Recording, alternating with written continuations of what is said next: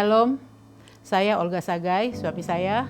Joni Pasaribu. Kami pelayan Tuhan Gereja Keluarga Allah Jogja. Kami mau menceritakan kasih dan kebaikan Tuhan dalam keluarga kami.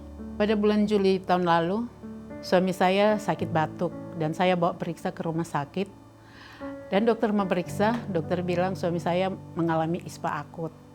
Dan dokter memberikan obat untuk 3 hari.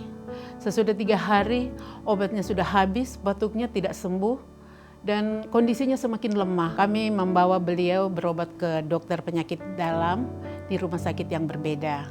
Di situ dokter memeriksakan, terus dokternya bilang, saya mau cek darahnya. Kami diberikan surat pengantar untuk ke lab, dan kami periksa ke lab. Dari hasil labnya itu, trombositnya itu turun di bawah 100, kreatinnya meningkat, dan gula darahnya di 502. Sehingga dokter bilang, Bapak harus diopname hari ini juga. Tidak bisa kalau hanya berobat jalan.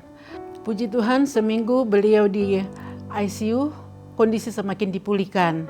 Baik obat-obatannya semakin dikurangi, saturasinya sudah mulai naik, tensinya sudah menuju ke normal, gula darahnya sudah turun, bahkan hasil fototoraks kabut di paru-paru semakin berkurang. Sekecil apapun perkembangannya, kami selalu bersyukur kepada Tuhan karena itu merupakan satu progres yang Tuhan berikan di dalam pemulihannya.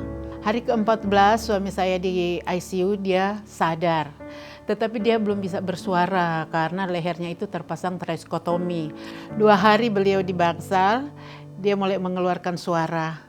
Dan saya bersyukur karena suara yang keluar dari mulutnya itu adalah doa. Dia selalu mengucap syukur dan berterima kasih atas kebaikan Tuhan. Padahal kondisinya itu belum begitu membaik. 4 hari kami di bangsal, dokter sudah memperbolehkan kami pulang. Padahal kondisinya itu belum baik-baik. Kami pulang hari Sabtu, hari Minggu kami balik lagi ke rumah sakit. Karena tensinya tinggi dan napasnya tidak stabil, terlalu cepat. Dan di rumah sakit diopname lagi beberapa hari.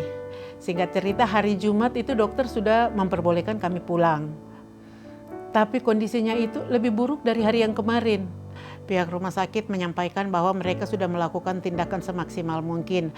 Dan kalaupun mau diperpanjang perawatan di sini, tidak banyak perubahan. Jadi mereka menganjurkan lebih baik dirawat di rumah saja. Dan hari itu juga tim doa dari gereja itu datang untuk mendoakan suami saya. Setelah selesai berdoa, karena kondisinya semakin memburuk, saya minta untuk dilakukan perjamuan kudus. Saya melihat kuasa perjamuan kudus sungguh nyata, dia menjadi lebih tenang, nafasnya semakin stabil, dan dari pihak rumah sakit mengizinkan kami untuk diobservasi 1 malam lagi.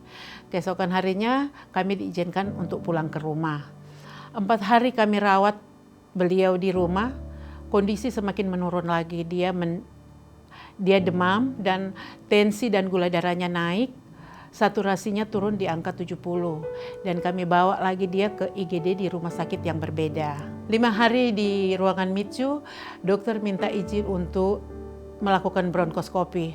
Dari hasil bronkoskopi itu ternyata dia ada kanker paru-paru. Saya selalu menguatkan suami saya selalu berkata Tuhan Yesus itu baik. Kita percaya Tuhan pasti akan menyembuhkan dan kita harus bersyukur selalu karena Tuhan Yesus itu baik. Puji Tuhan, hari berikutnya kami besuk.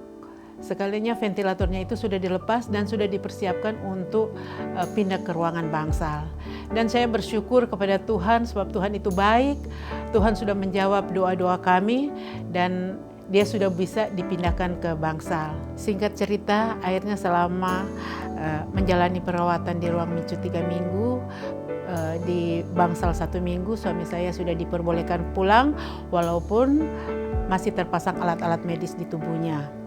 Dan selama di rumah kami tetap berdoa untuk pemulihannya dan kami serahkan kepada Tuhan semuanya dan kami boleh melihat mujizat Tuhan dinyatakan di dalam waktu singkat. Seluruh alat-alat medis itu sudah dilepas dalam tubuhnya dan dia sudah bisa berdiri tanpa bantuan kursi roda, bahkan dia sudah ke gereja dan sudah melayani Tuhan. Demikianlah kesaksian dari keluarga kami bagaimana kasih dan kemurahan Tuhan, karya Tuhan yang dahsyat dan luar biasa terjadi dalam hidup kami sehingga pada saat ini kami bisa kembali melayani Tuhan, kami bisa kembali sehat. Semuanya bukan karena kuat dan gagah kami, tapi oleh karena kasih, anugerah, dan kemurahan Tuhan atas hidup kami. Mari kita semua beribadah di gereja keluarga Allah, dan mari kita mengikuti semua kegiatan yang ada di gereja, supaya iman kita terus semakin bertumbuh di dalam Tuhan Yesus. Demikian kesaksian kami. Tuhan Yesus memberkati kita semua.